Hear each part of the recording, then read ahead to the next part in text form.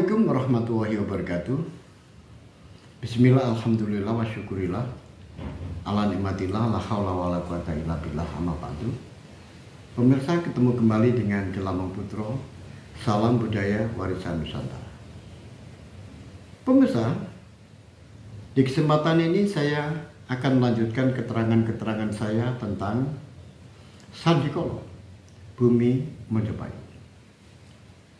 Pemirsa, di kesempatan yang lalu dijelaskan bahwa Pangeran Wirobrojo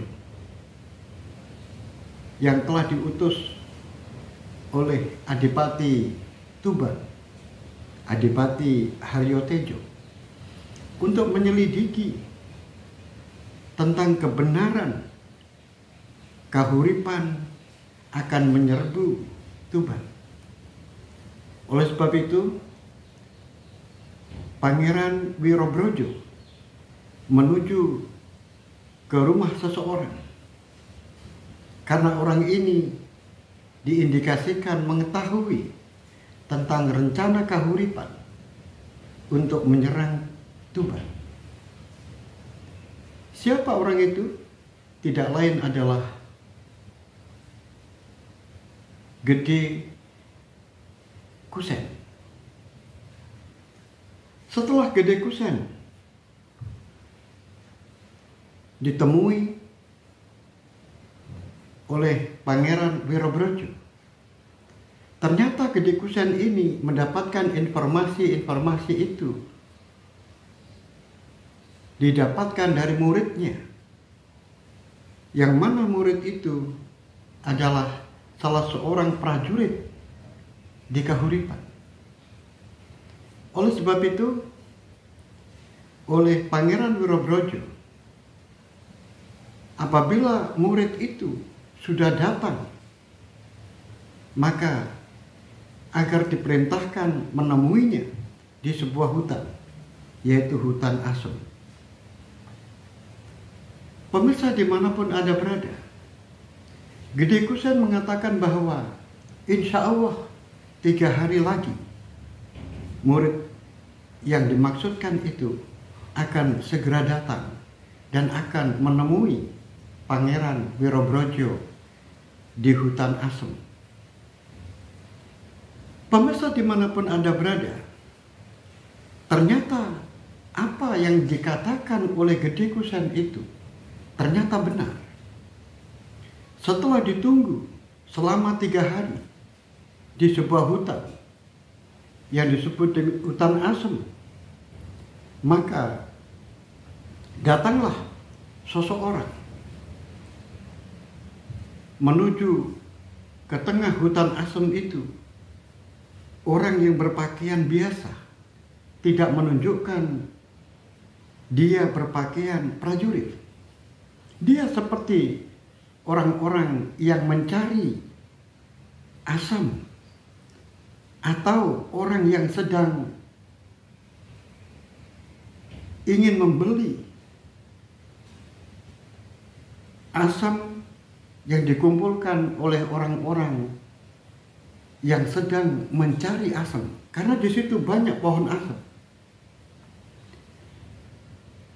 Pemirsa dimanapun Anda berada,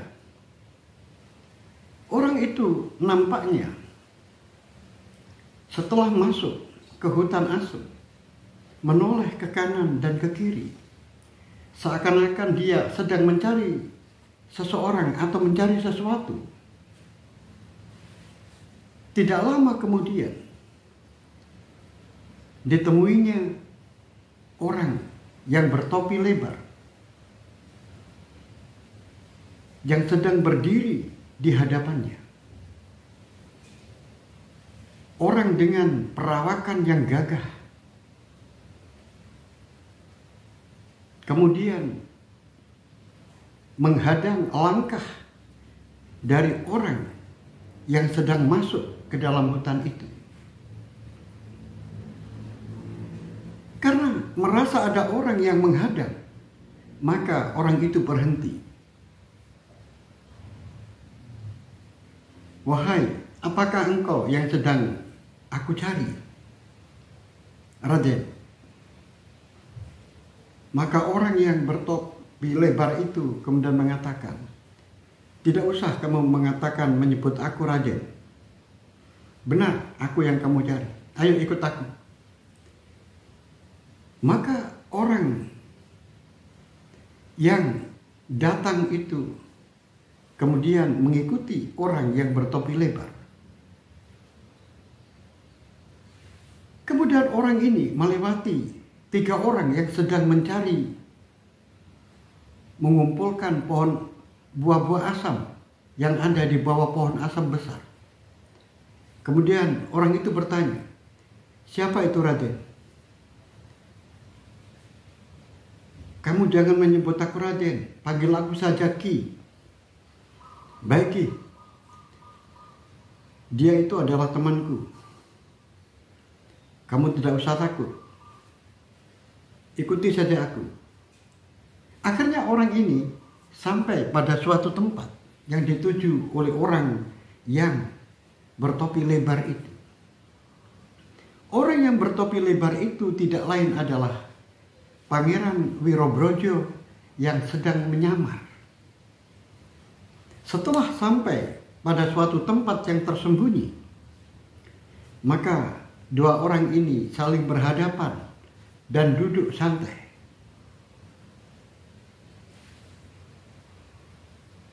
Apakah benar kamu adalah orang prajurit yang ditunjuk oleh Ki Gede Kusen untuk menemui saya? Benar Ki, aku adalah muridnya Ki Gede Kusen yang menjadi prajurit di Kahuripan. Oh, terima kasih kamu sudah mau datang. Sama-sama Ki. Aku ingin bertanya kepada kamu. Aku mengharap kamu jujur menjawabnya. Baiklah Ki, aku akan jujur menjawab apa yang ditanyakan. Jadi kamu benar seorang prajurit? Benar Ki. Sudah berapa lama kamu menjadi prajurit? Aku menjadi prajurit kurang lebih antara 15 sampai 16 tahun. Cukup lama. Apa pangkatmu sekarang? Aku prajurit biasa Ki. Aku hanya seorang tondo. Kamu 15 tahun, 16 tahun menjadi prajurit. Pangkatmu baru tondo. Ya, seperti itu lagi. Apakah kamu sudah pernah mengikuti perang? Aku baru 1 kali ikut di dalam perang. Saat aku di Tuban, aku menjadi anak buah Gan Engwan yang sekarang ini beliaunya sudah menjabat sebagai seorang temenggung yang ada di Tuban, yaitu Temenggung Haryo Sugondo. Jadi kamu pernah menjadi anak buahnya Haryo Sugondo? Benar Ki. Dalam hati Pangeran Wirobojro, berarti orang ini mungkin bukan orang Tuban, tetapi dia pernah berjuang untuk Tuban. Kemudian kamu ini rumahmu mana? Apakah rumahmu Tuban? Oh bukan, aku berasal dari Kuwu Anyar. Kuwu Anyar? Benar Ki. Terus mengapa kamu ada di Kahuripan?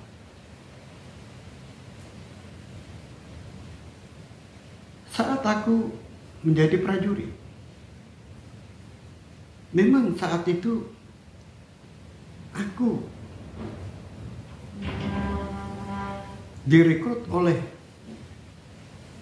prajurit-prajurit dari Kahuripan.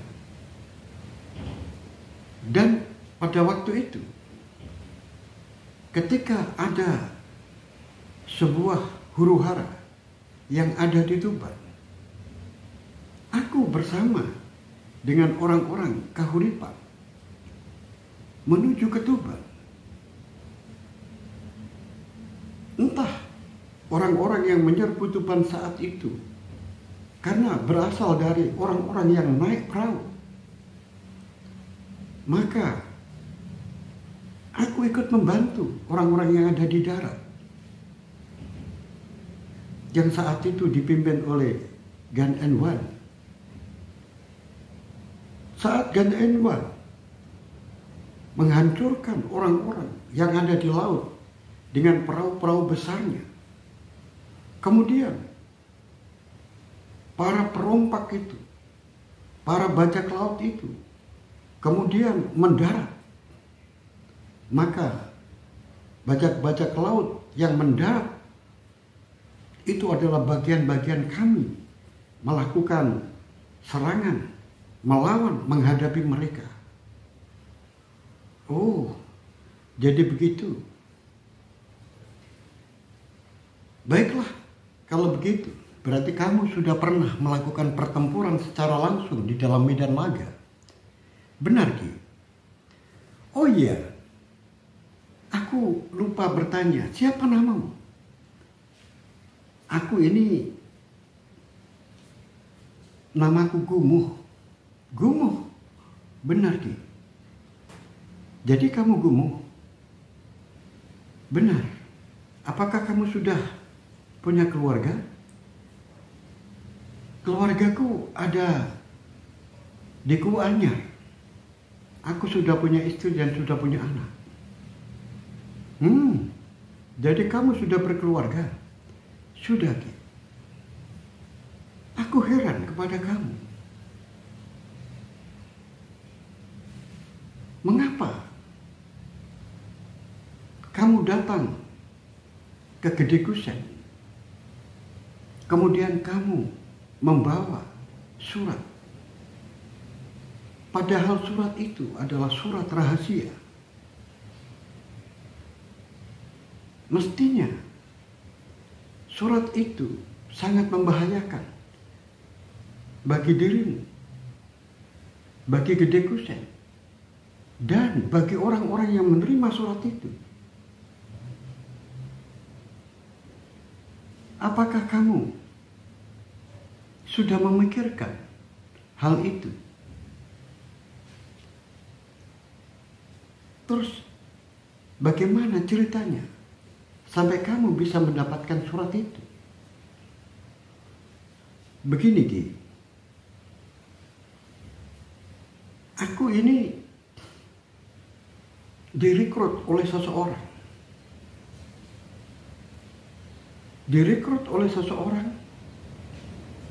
Kemudian orang ini melatih saya dan orang-orang yang lain sebanyak 20 orang. Orang-orang ini dilatih, dibakar semangatnya, dicuci otaknya, dengan tujuan untuk menghancurkan Tuban.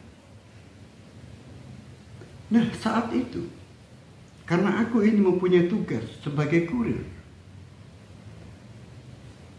maka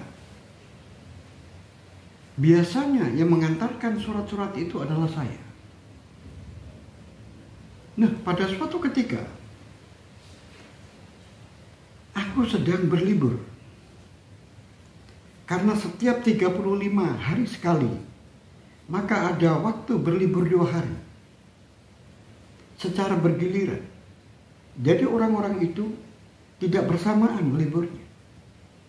Nah, saat aku berlibur itu, aku ingin mencoba untuk mengetahui setiap surat yang dikirimkan itu, apakah isinya sama dengan surat-surat yang dikirimkan melalui tangan saya. Nah, akhirnya ada teman saya yang mengantarkan surat. Maka saya hadang orang yang mengantarkan surat itu. Kemudian teman saya itu saya pukul dari belakang sehingga jatuhlah mereka dari kudanya. Setelah itu saya ambil suratnya dan saya buka isinya. Ternyata isinya hampir senada, yaitu sama. Yang mana isinya surat itu adalah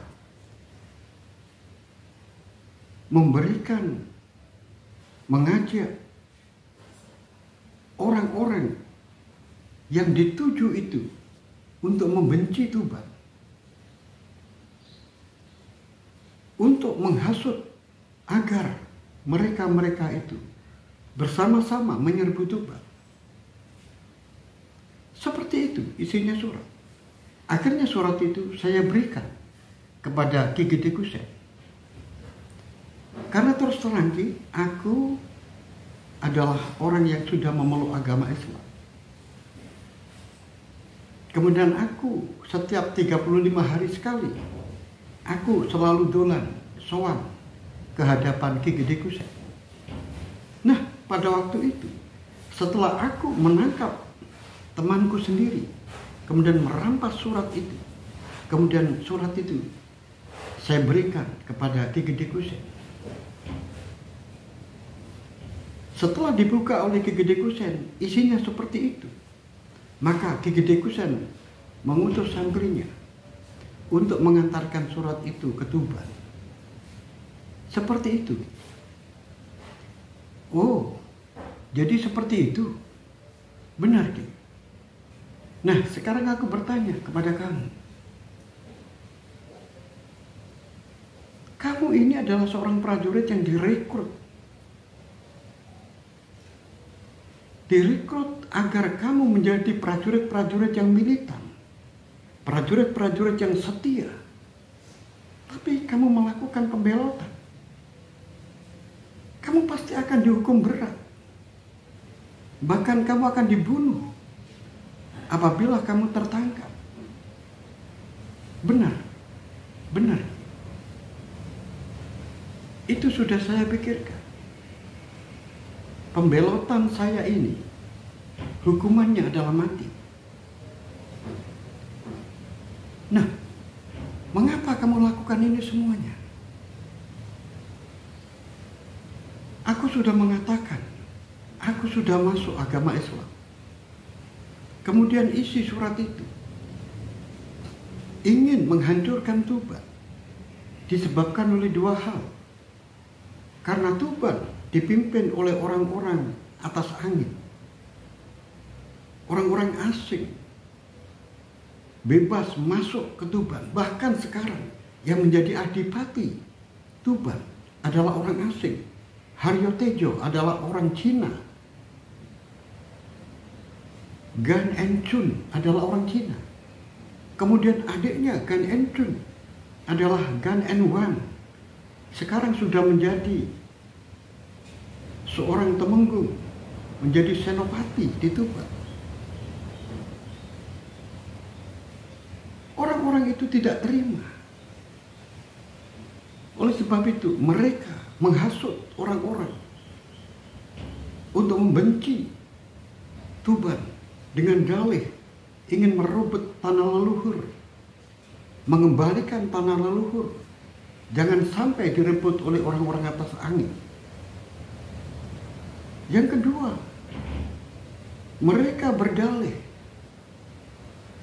karena agama Islam berkembang di Tuban dengan begitu pesat. Mereka mencoba untuk mencegah jangan sampai perkembangan agama Islam itu terjadi begitu pesat di Tuban. Nah, dengan dasar itu, mereka akan melakukan penyerbuan kepada Tuban. Sedangkan aku yang sudah memeluk agama Islam, aku tidak bisa menerima hal itu. Karena Islam mengatakan antara orang Islam satu dengan orang Islam yang lain adalah saudara.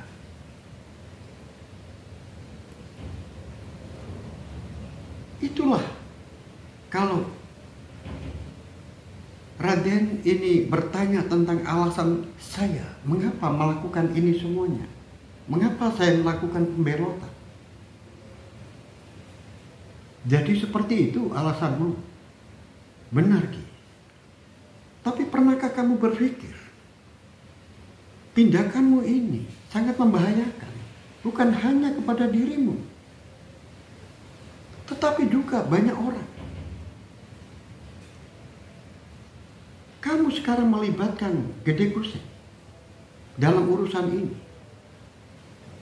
Kamu sudah melibatkan orang yang diutus oleh Gede Kusek menuju ke Tuban. Kamu tahu, orang yang diutus Gede Kusek ke Tuban, mereka sampai di Tuban mati. Mati. Benar. Nah, ini menunjukkan bahwa apa yang kamu lakukan membahayakan orang lain. 3 orang yang diutus Gede Kusek menuju ke Tuban, yang namanya Yusuf Malik atau Malik Yusuf, mereka terbunuh. Sedangkan orang yang namanya Ken Gesah, entah di mana sekarang keberadaannya.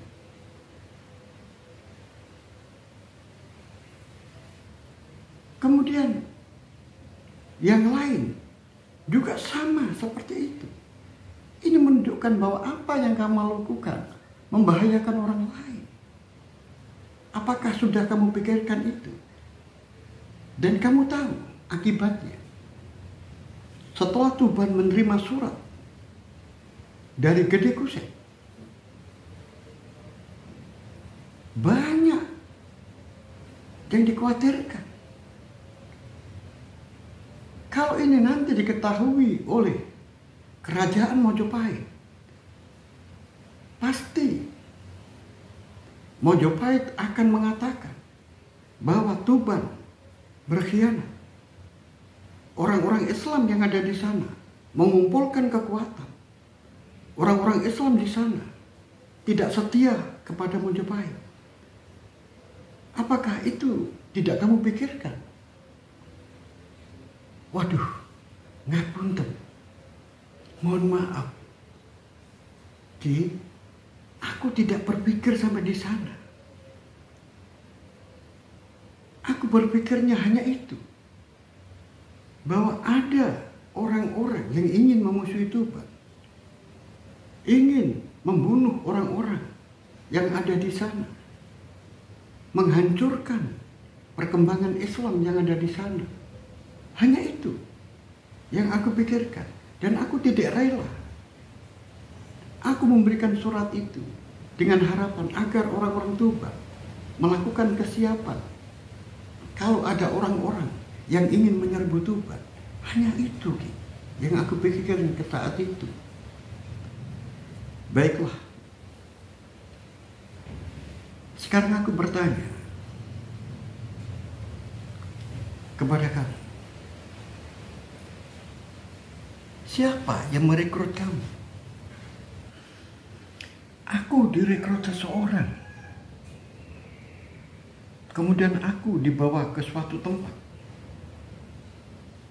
Di tempat itu sudah ada 20 orang yang berlatih begitu keras.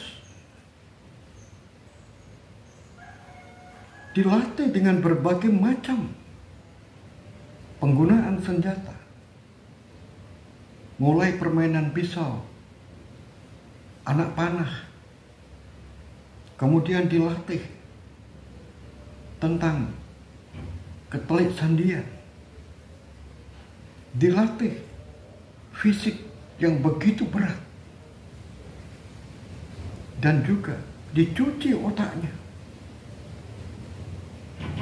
Pencucian otak itu mengarah kepada 2 hal, yaitu membebaskan daerah-daerah yang indikasinya sudah dikuasai oleh orang asing. dan daerah-daerah yang indikasinya di situ perkembangan Islam yang begitu pesat. Daerah-daerah itu harus dibebaskan. Mereka mengatakan ini adalah tugas suci untuk mengembalikan tanah leluhur. Seperti itu. Oh, jadi begitu? Benar. Siapa pemimpinmu? Aku sudah katakan tadi, aku sendiri juga tidak tahu siapa pemimpinku yang sebenarnya.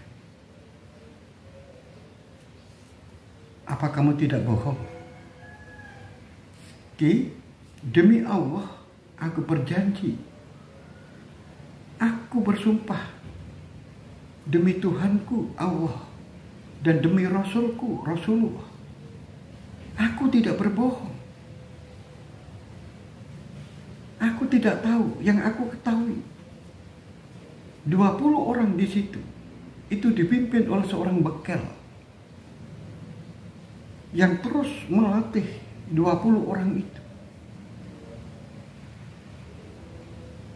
Jadi selain 20 orang itu, aku tidak kenal. Apakah masih ada pimpinan yang lebih tinggi lagi? Aku tidak kenal. Yang aku tahu hanya 20 orang itu. Oh, jadi begitu. Oh ya, kamu dilatih di mana?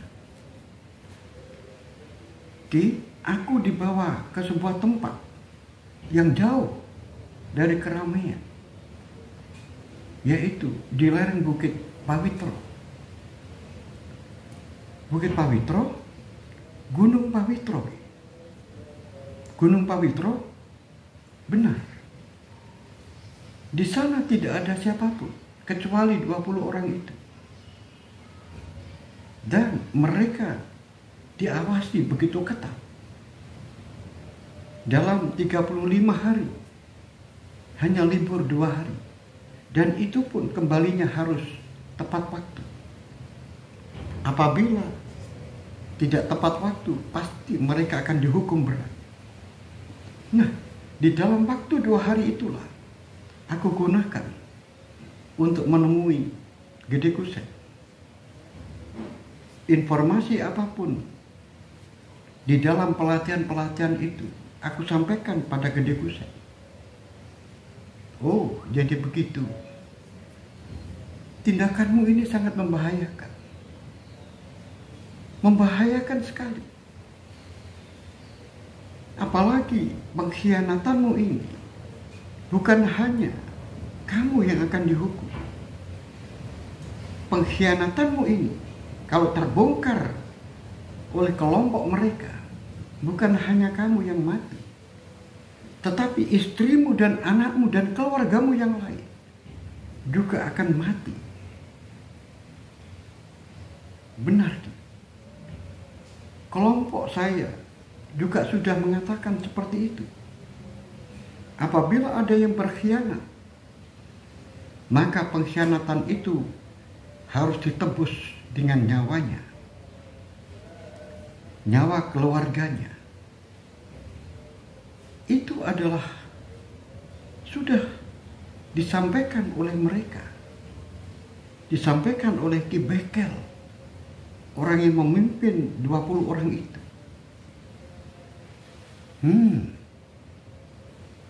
Berarti ini gerakan yang begitu elit, gerakan yang begitu terorganisir mestinya.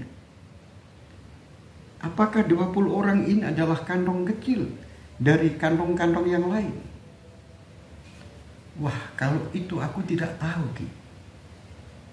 Oh iya, siapa nama bekelmu itu?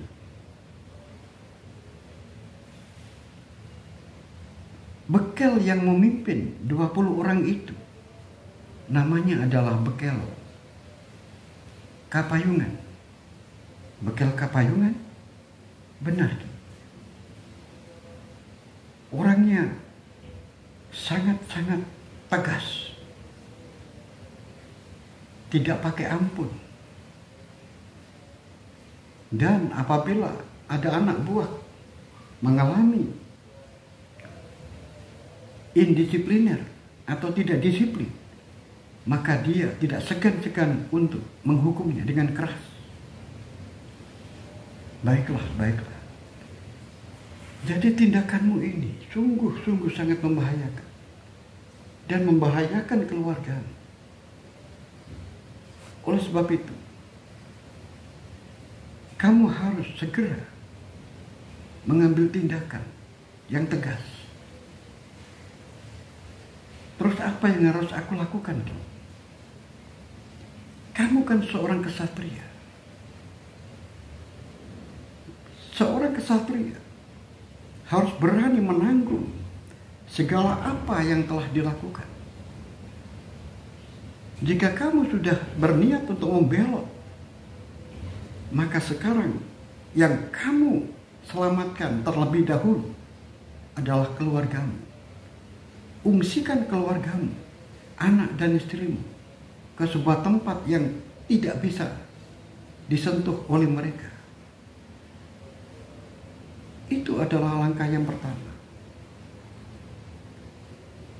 Aku jadi ingat, sebelum aku ke sini,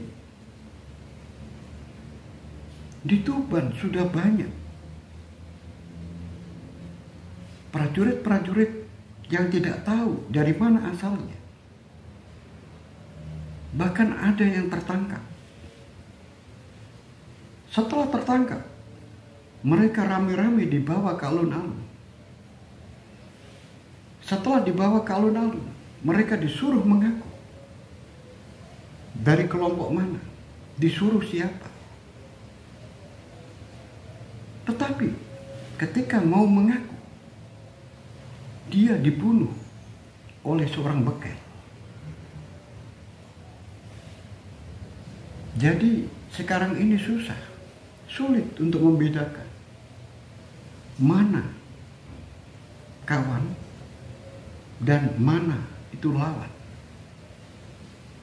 Oleh sebab itu, langkah yang pertama yang harus kamu lakukan, sembunyikan dulu anak dan istrimu. Jauhkan dari tempat yang mana orang-orang itu tidak bisa menjangkaunya. Itu adalah penting.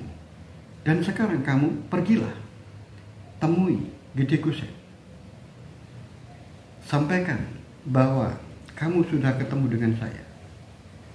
Dan mintalah nasihat kepada Gede Kusen. Lagi pula, aku juga titip, tolong sampaikan kepada Gede Kusen. Gede Kusen juga dalam keadaan bahaya. Oleh sebab itu, aku sarankan agar Gede Kusen menyingkir ke ujung Galuh. Kemudian temuilah seseorang yang namanya Ali Rahmatullah. Kemudian mintalah petunjuk terhadap Ali Rahmatullah. Karena Ali Rahmatullah adalah keponakan dari Raden Bre Kertabumi, yang mana sekarang ini dia adalah anak seorang raja, yaitu anak dari Prabu Amartawijoyo yang sedang memerintah sekarang ini. Sedangkan Bre Kertabumi menikah dengan Dewi Amorawati. Ali Rahmatullah itu adalah keponakan dari Dewi Amorawati. Berarti juga keponakan dari Raden Bre Kertabumi. Oleh sebab itu, Gede Kusen agar cepat ke ujung Galuh, mintalah perlindungan kepada Syekh Ali Rahmatullah, termasuk kamu.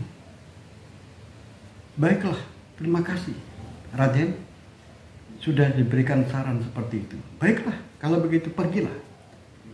Pemirsa dimanapun Anda berada.